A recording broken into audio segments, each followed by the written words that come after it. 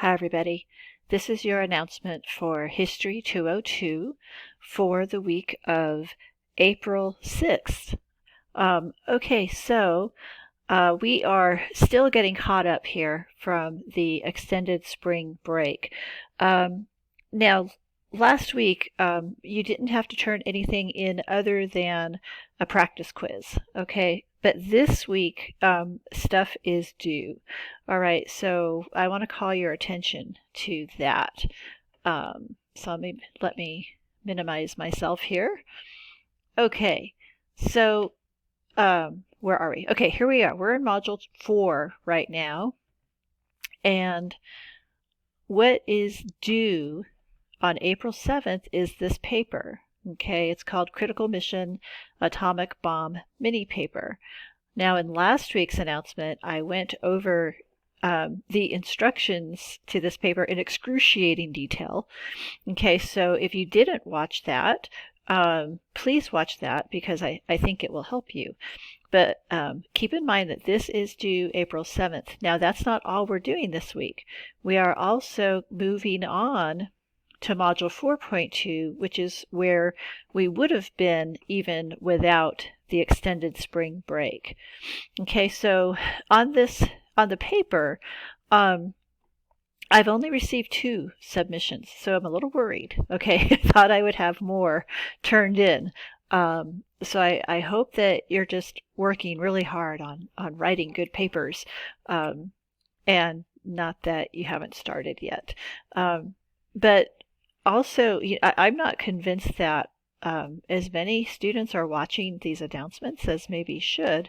So I am going to be sending in an email the YouTube links to last week's announcement as well as this week's, in hopes that that will help you to kind of get oriented. I know it's hard because we had that long break, and everything's just sort of upside down in the world right now. So I get that, and we're all sort of adjusting to it.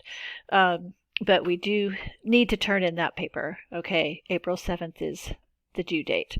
Okay, then we continue this week, okay, April 6th through 10th, to Module 4.2. Okay, so this is this week's module. And so we just move right on into the Cold War. And it fits pretty well, right? Because you're writing a paper on President Truman's choice to use the atomic bomb to end the war in the Pacific in World War II.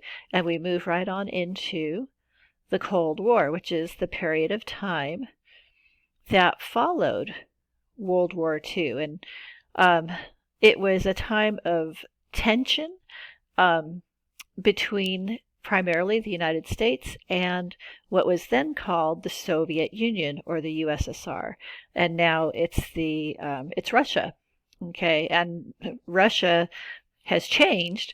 There are countries that broke off from the Soviet Union and became their own countries, and everything sort of changed at the end of the Cold War, but we're not there yet.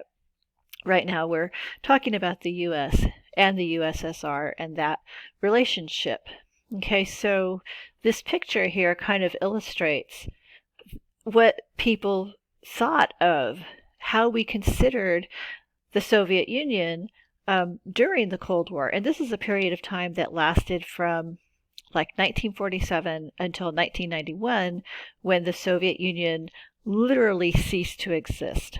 Okay, so we looked at the Soviet Union, that means those of us in the West here in the United States, as a bear.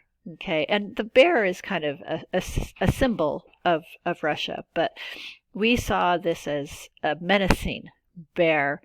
And the belief system was that the Soviets very much wanted to expand their influence all over the world, especially to these emerging countries on the continent of Africa, in Latin America, in the Middle East as well. Okay, so what you're going to do then for this module is you are going to take a self-check quiz where you identify key figures and basic events of the Cold War. And you're also going to discuss and assess the impact of the U.S. policy of containment of international communism during the 1950s and 60s in a class discussion. Okay, so for this, you will read chapters 35 and 36, read my commentary, you'll take your self-check quiz, and complete the discussion. Okay, so I'm going to go forward. Okay, there's your self-check quiz. And yes, you have 2 attempts. Okay. And then we go to, there's the instructions for discussion. Always good to read that. Make sure you're covering all the bases. And then the discussion is right there.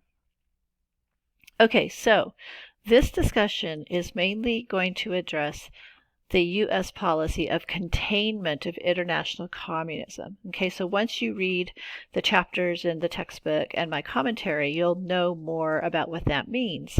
But it's important to explain, and this is the question.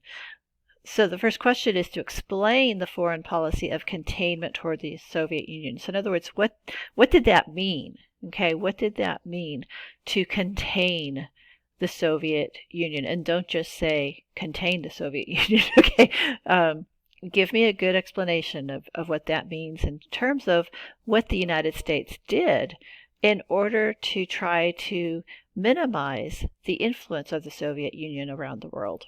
Okay, and then the second question is to describe 2 events in which the U.S. put into practice its policy of containment. Okay, and I want you to give examples from the book, and make sure you tell me the author and the page number where you found your example. Okay, so in other words, what were actions that the United States did in order to implement this policy of containment? And then the third question is says assess what you think was the most significant event the U.S. policy of containment towards the Soviet Union and communism.